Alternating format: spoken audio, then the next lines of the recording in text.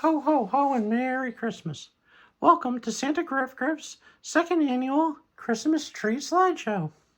Now, my slide projector's acting up this year, so I'm going to put scanned images up on the screen behind me and talk about some of the great Christmases of the past. Well, maybe not all of them so great. This first picture comes from a hotel lobby. It's an interesting concept to use poinsettia plants, which are a seasonal plant, of course, for the formation of a Christmas tree.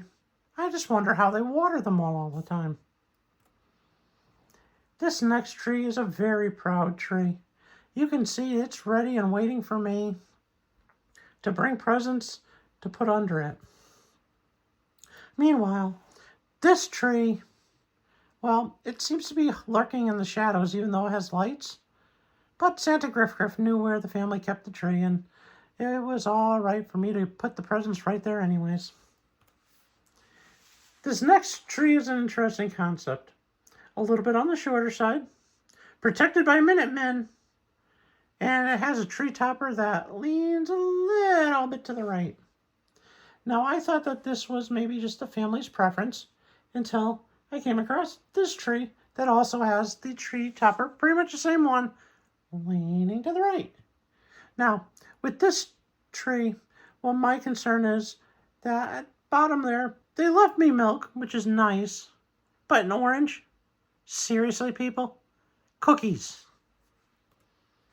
This next tree, well, if you want tinsel, this is the tree for you.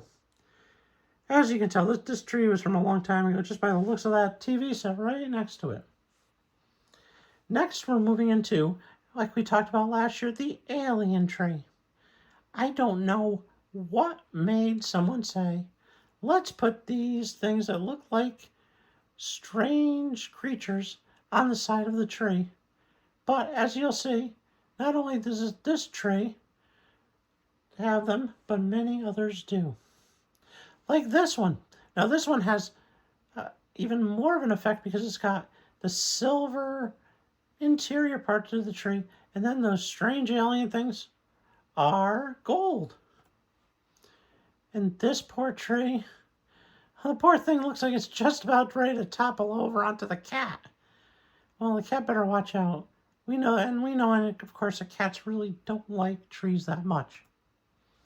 Well, talking about cats and trees, here's a cat with a candelabra under a tree. Don't really know what the significance is, but be that as it may. This next tree, well, I'm not quite sure what even to say about it. Never seen a tree with a heart before. Could the heart be a gift? Or does the tree play it? I don't know.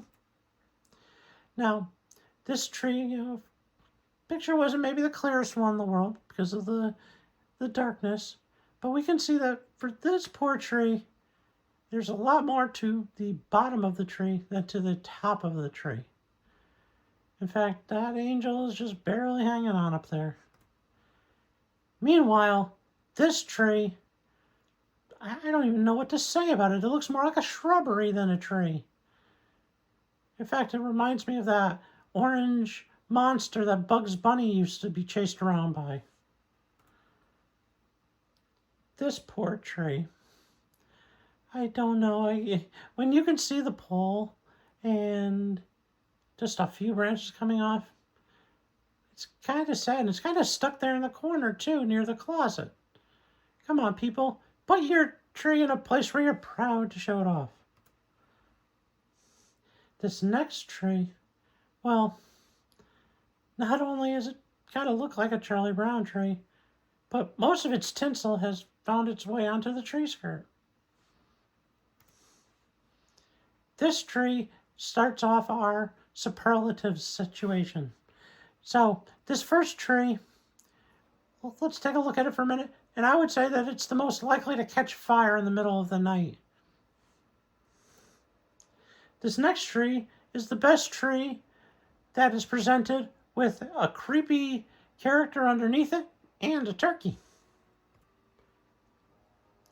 Now, this tree, it's more being shown because of that creepy doll that's under it.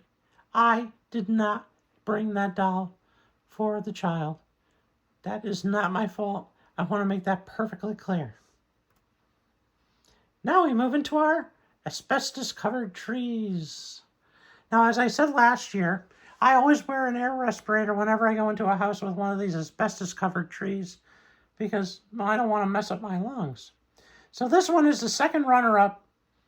You know, it's got a decent amount of asbestos on it, but that one's probably not as dangerous as our next one, where they went heavy on the asbestos and light on the ornaments. And here is our winner for the asbestos tree of the year. I, at times, don't even know what to say. They really didn't take much time to decorate it, but they sure made sure there's a lot of asbestos snow on it. This next tree is our runner-up in our 1990s style tree. A little bit overdone for my taste. This next tree, well, this is the winner for the best 1990s tree. We got the mauve, we've got the asbestos. All we need is under the tree a couple of Miami Vice jackets to go along with it.